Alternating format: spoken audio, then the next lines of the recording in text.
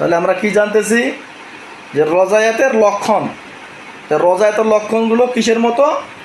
জাদুর মতো, জাদুর মতো। কিন্তু রোগ নির্ণয় যখন করবেন, রোগ নির্ণয়ে চিকিৎসক কিছুই রেজাল্ট পাবে না, যে রোগ নির্ণয় ধরতেই পারবে না যেমন কিসের কারণে সমস্যাগুলো হচ্ছে, এবং কি ডাক্তারের পরামর্শ নিলেও সে ডাক্তারের পরামর্শটাও কি পারবে না, ধরতে পারবে না।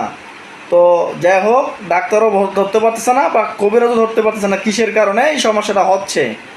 তাহলে রজায়াতের লক্ষণগুলো কি কি? সর্বপ্রথমে যে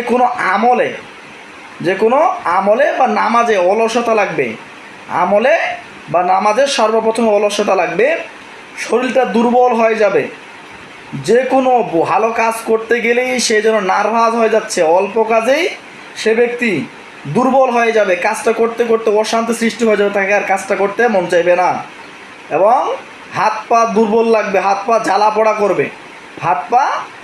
পোড়া করবে, ঘুমের মাধ্যমে ভয়ঙ্কর স্বপ্ন দেখবে, এবং কি সে ব্যক্তি অনুভূতি করবে তার শরীরের ভিতরে কিছু যেন চলাফেরা করতেছে, শরীরের ভিতরে মানে কিছু অনেকগুলো জিন, এমন হতে পারে পশমের গোড়ায় গোড়ায় অনেকগুলো জিন ঝুলে আছে, এরকমও দেখতে পাইতে পারে,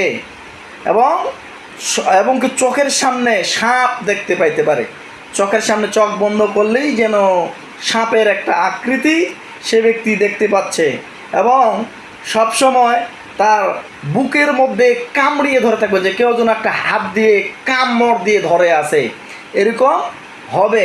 রজায়াতের লক্ষণ হলো এগুলো, লিখে নেন বিস্তারিত।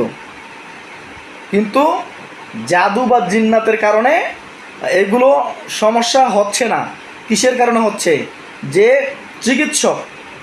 চিকিৎসক ব্যক্তি বা যে নতুন চিকিৎসক ব্যক্তি যদি কোনো ওস্তাদের সঙ্গে খারাপ ব্যবহার করে থাকে, এবং যদি কোনো বাবা মায়ের সঙ্গে খারাপ ব্যবহার করে থাকে, এবং কি যে কোনো বুজুর্গ ব্যক্তি বা ওস্তাদের হাত ছাড়া যে কোনো কুরআন সুন্নাহ ভিত্তিক বা যে কোনো আমল যদি করে থাকে, ওই আমলের কুপ্রভাব যখন ওই ব্যক্তির উপর প্রবেশ করে, ওই আমলের কুপ্রভাব প্রবেশ করার কারণে সে ব্যক্তির রজায়াতে আক্রান্ত হয়ে যায়। লিখে নিন।